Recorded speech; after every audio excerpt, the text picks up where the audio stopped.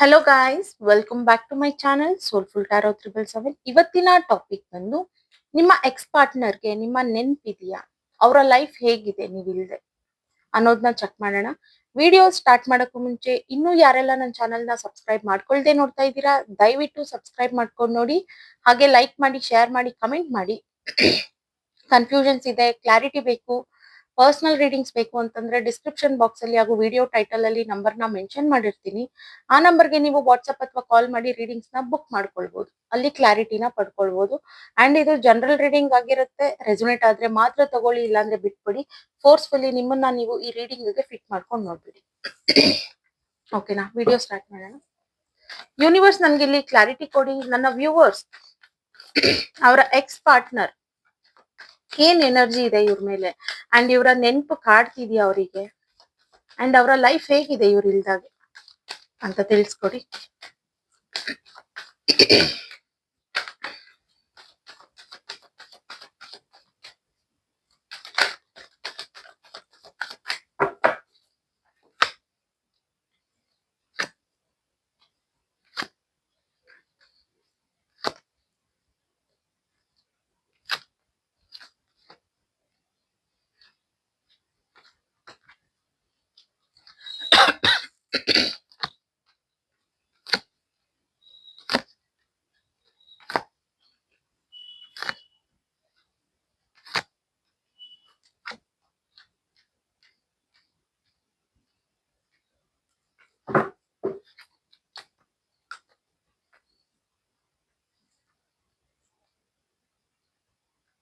Okay, ಇಲ್ಲಿ ನಿಮ್ ವ್ಯಕ್ತಿ ನಿಮ್ಮ ಎಕ್ಸ್ ಪಾರ್ಟ್ನರ್ಗೆ ನಿಮ್ ಇದೆಯಾ ಅಂತಂದ್ರೆ ಖಂಡಿತ ಇದೆ. ಆ ವ್ಯಕ್ತಿ ಯಾಕೆ ಕಳ್ಕೊಂಡೆ ನಿಮ್ಮನ್ನ ಅಂತ ಯೋಚನೆ ಮಾಡ್ತಾ ಇದ್ದಾರೆ.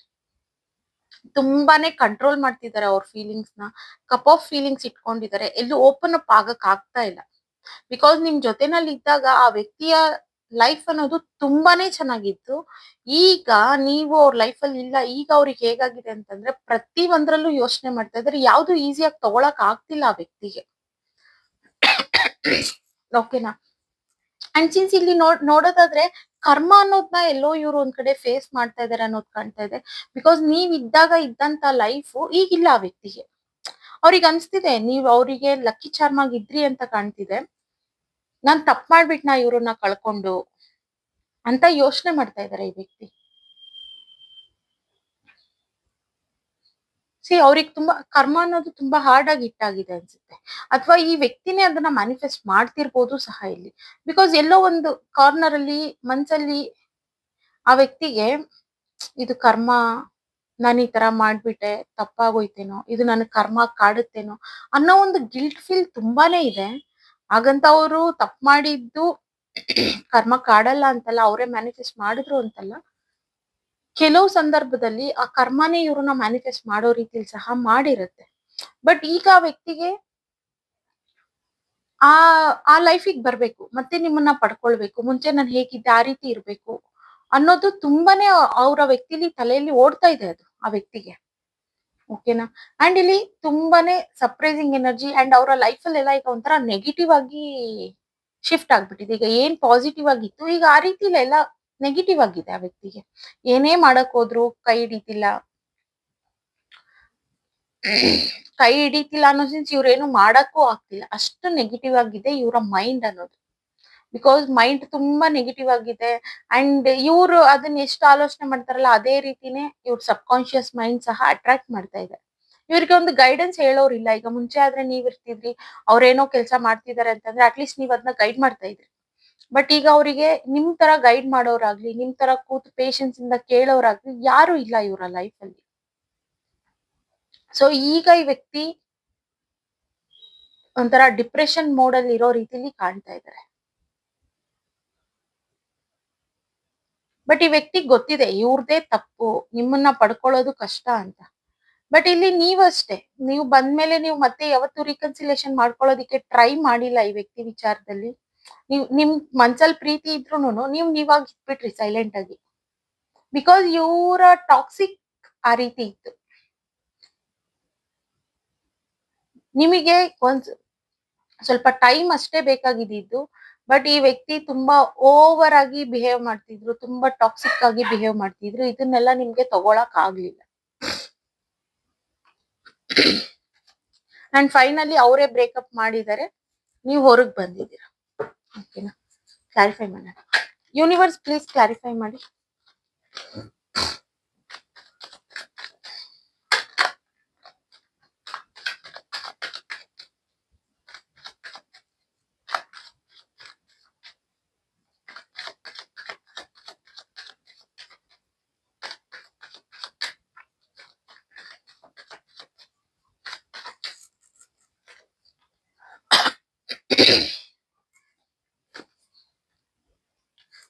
ಅವ್ರಿಗೆ ಅನ್ನಿಸ್ತಿದೆ, ಆದ್ರೆ ನಿಮ್ಮನ್ನೇ ಮದ್ವೆ ಆಗ್ಬಿಡ್ಬೇಕು, ಬಿಟ್ಕೊಡಕ್ ಹೋಗ್ಬಾರ್ದು.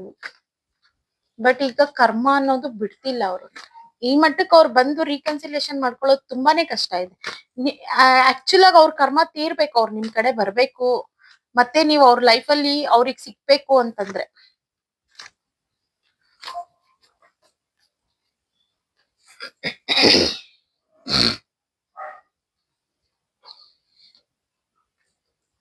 ಓಕೆ, ಇಲ್ಲಿ ಕೆಲವು ವಿಚಾರಗಳಿಗೆ ಈ ವ್ಯಕ್ತಿ ಮುಂದೆ ಬರ್ತಿಲ್ಲ. ಈ ವ್ಯಕ್ತಿ ಮನ್ಸ್ ಮಾಡಿದ್ರೆ ಮುಂದೆ ಬರ್ಬೋದು, ಬಟ್ ಕರ್ಮ ಅನ್ನೋದು ಅವ್ರನ್ನ ಕಂಟ್ರೋಲ್ ಮಾಡ್ತಿದೆ.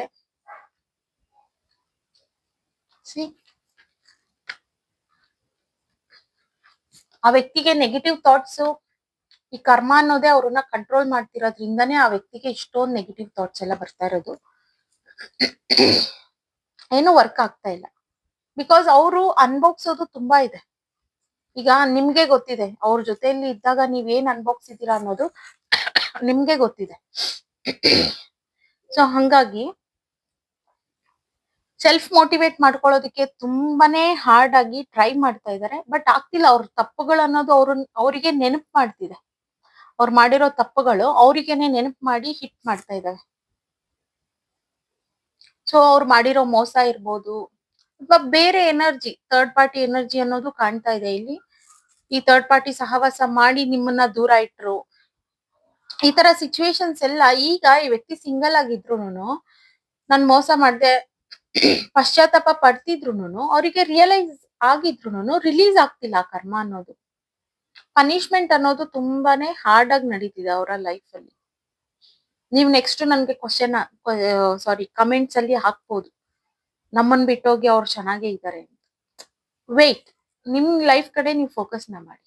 ಅವ್ರು ಅನ್ಭೋಗ್ಸ್ತಿರ್ತಾರೆ. ನಾನ್ ಹಿಂಗ್ ಅನ್ಭೋಗ್ಸ್ತಿದೀನಿ ಅಂತ ಅಂದ್ಬಿಟ್ಟು ಯಾರು ಮುಂದೆ ಬರೋದಿಲ್ಲ. ಓಕೆನಾ?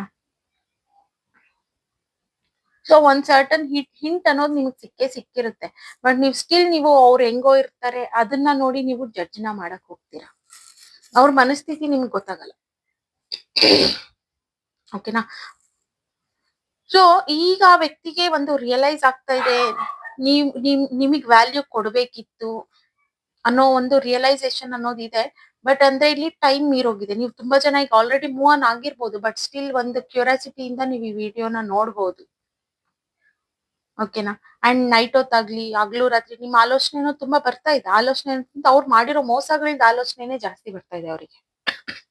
ನೆಮ್ಮದಿಯಾಗಿ ನಿದ್ದೆ ಮಾಡಕ್ ಆಗ್ತಾ ಇಲ್ಲ. ಮೇನ್ ಮನುಷ್ಯನ್ಗೆ ನೆಮ್ಮದಿ, ನಿದ್ದೆ ಮುಖ್ಯ. ಓಕೆ, ಇನ್ನು ಸ್ವಲ್ಪ ಕ್ಲಾರಿಫೈ ಮಾಡೋಣ. ಯೂನಿವರ್ಸ್ ನಂಗೆ ಇನ್ನು ಸ್ವಲ್ಪ ಕ್ಲಾರಿಫೈ ಮಾಡ್ಕೊಳ್ಳಿ.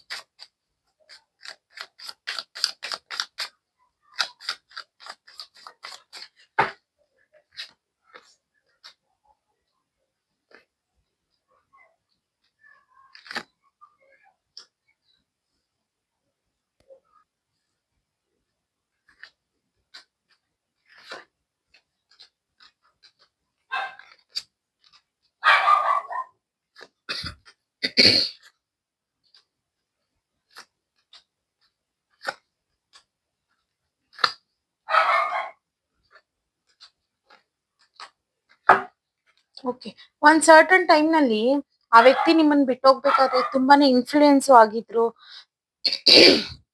ಟೋಟಲಿ ನಿಮ್ ಕಡೆ ಟಾಕ್ಸಿಕ್ ಆಗಿತ್ತು ಅವರ ಬಿಹೇವಿಯರ್ ಅನ್ನೋದು. ಅಂಡ್ ಇಲ್ಲಿ ಇನ್ಫ್ಲೂಯೆನ್ಸ್ ಅನ್ನೋದು ತುಂಬಾ ಆಗಿದ್ರು ಆ ವ್ಯಕ್ತಿ. ಬೇರೆಯವ್ರ ಮಾತ್ ಕೇಳ್ಕೊಂಡು ನಿಮ್ಮನ್ನ ಟಾಕ್ಸಿಕ್ ಆಗಿ ಬಿಹೇವ್ ಮಾಡೋದು ನಿಮ್ಮ ಹತ್ರ. ಈ ರೀತಿ ಎಲ್ಲ ಮಾಡ್ತಿದ್ರು. ಬಟ್ ಈಗ ಜಗ್ಲಿಂಗ್ ಆ ವ್ಯಕ್ತಿಗೆ ಹೇಗ್ ನಾನ್ ನಿಮ್ಮನ್ನ ಕಾಂಟ್ಯಾಕ್ಟ್ ಮಾಡೋದು? ಹೇಗ್ ಮಾತಾಡಿಸ್ಲಿ? ಯಾವ ರೀತಿ ತಗೊಂಡ್ಲಿ? ನೀವ್ ಹೆಂಗ್ ರಿಯಾಕ್ಟ್ ಮಾಡ್ತೀರಾ? ಅಟ್ಲೀಸ್ಟ್ ಮಾತಾಡ್ತೀರಾ ಇಲ್ವಾ? ಅನ್ನೋ ಒಂದು ಕನ್ಫ್ಯೂಷನ್ಸ್ ಜಗ್ಲಿಂಗ್ ಅನ್ನೋದು ಅವರ ಮೈಂಡ್ ಅಲ್ಲಿ ಓಡ್ತಿದೆ. ಬಿಕಾಸ್ ಆ ವ್ಯಕ್ತಿ ಸೆಟಲ್ಡೇ ಇಲ್ಲ. ಮುಂಚೆ ಇದ್ದಷ್ಟು ಸೆಟಲ್ಮೆಂಟ್ ಅನ್ನೋದೇ ಇಲ್ಲ ಈಗ ಅವ್ರ ಲೈಫ್ ಅಲ್ಲಿ. ಬಟ್ ರಿಕನ್ಸಿಲೇಷನ್ಗೆ ವೇಟ್ ಮಾಡ್ತಾ ಇದ್ದಾರೆ.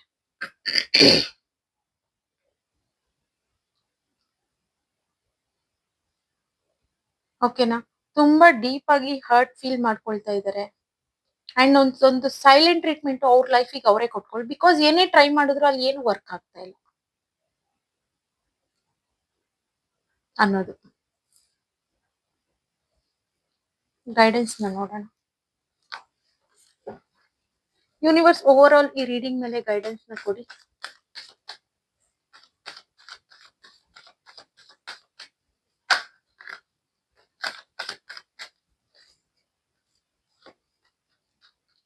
ಸಿ ಆ ವ್ಯಕ್ತಿ ತುಂಬಾ ದಿನದಿಂದ ವೇಟ್ ಮಾಡ್ತಾ ಇದ್ದಾರೆ. ಕಾಂಟ್ಯಾಕ್ಟ್ ಮಾಡ್ಬೇಕು, ಅಟ್ಲೀಸ್ಟ್ ನಿಮ್ ಹತ್ರ ಶೇರ್ ಮಾಡ್ಕೊಳ್ಬೇಕು, ಸಾರಿ ಕೇಳ್ಬೇಕು. ಹಾಗಾದ್ರೂ ಅವ್ರ ಮಾಡಿರೋ ತಪ್ಪುಗಳಿಗೆ ಕ್ಷಮೆ ಸಿಗುತ್ತೇನೋ, ಅಟ್ಲೀಸ್ಟ್ ಅವ್ರ ಲೈಫ್ ಆದ್ರೂ ಚೇಂಜ್ ಆಗುತ್ತೇನೋ ಆಗ ಅನ್ನೋ ತರ ಯೋಚನೆ ಮಾಡ್ತಾ ಇದ್ದಾರೆ ಈ ವ್ಯಕ್ತಿ.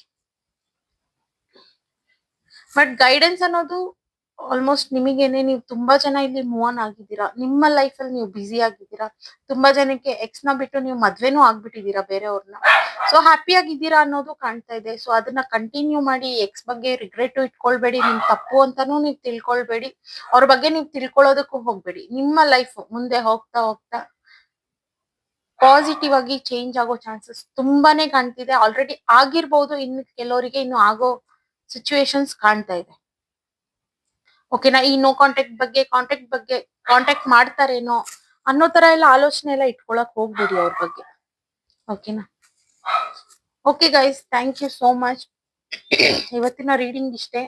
ಇನ್ನು ಯಾರೆಲ್ಲ ನನ್ನ ಚಾನೆಲ್ ನ ಸಬ್ಸ್ಕ್ರೈಬ್ ಮಾಡ್ಕೊಳ್ದೆ ನೋಡ್ತಾ ಇದ್ದೀರಾ, ದಯವಿಟ್ಟು ಸಬ್ಸ್ಕ್ರೈಬ್ ಮಾಡ್ಕೊಂಡು ನೋಡಿ. ಹಾಗೆ ಲೈಕ್ ಮಾಡಿ, ಶೇರ್ ಮಾಡಿ, ಕಮೆಂಟ್ ಮಾಡಿ. ಕನ್ಫ್ಯೂಷನ್ಸ್ ಇದೆ, ಕ್ಲಾರಿಟಿ ಬೇಕು, ಪರ್ಸನಲ್ ರೀಡಿಂಗ್ಸ್ ಬೇಕು ಅಂತಂದ್ರೆ ಡಿಸ್ಕ್ರಿಪ್ಷನ್ ಬಾಕ್ಸ್ ಅಲ್ಲಿ ಹಾಗೂ ವಿಡಿಯೋ ಟೈಟಲ್ ಅಲ್ಲಿ ನಂಬರ್ ನ ಮೆನ್ಷನ್ ಮಾಡಿರ್ತೀನಿ. ಆ ನಂಬರ್ಗೆ ನೀವು ವಾಟ್ಸ್ಆಪ್ ಅಥವಾ ಕಾಲ್ ಮಾಡಿ ರೀಡಿಂಗ್ಸ್ ನ ಬುಕ್ ಮಾಡ್ಕೊಳ್ಬಹುದು. ಅಲ್ಲಿ ಕ್ಲಾರಿಟಿನ ಪಡ್ಕೊಳ್ಬಹುದು. ಅಂಡ್ ಇದು ಜನರಲ್ ರೀಡಿಂಗ್ ಆಗಿರುತ್ತೆ. ರೆಸೊನೇಟ್ ಆದ್ರೆ ಮಾತ್ರ ತಗೊಳ್ಳಿ, ಇಲ್ಲಾಂದ್ರೆ ಬಿಟ್ಬಿಡಿ. ಫೋರ್ಸ್ಫುಲಿ ನಿಮ್ಮನ್ನ ನೀವು ಈ ರೀಡಿಂಗ್ ಗೆ ಫಿಟ್ ಮಾಡ್ಕೊಂಡು ನೋಡ್ಬಿಡಿ. ಓಕೆನಾ? Thank you guys, by.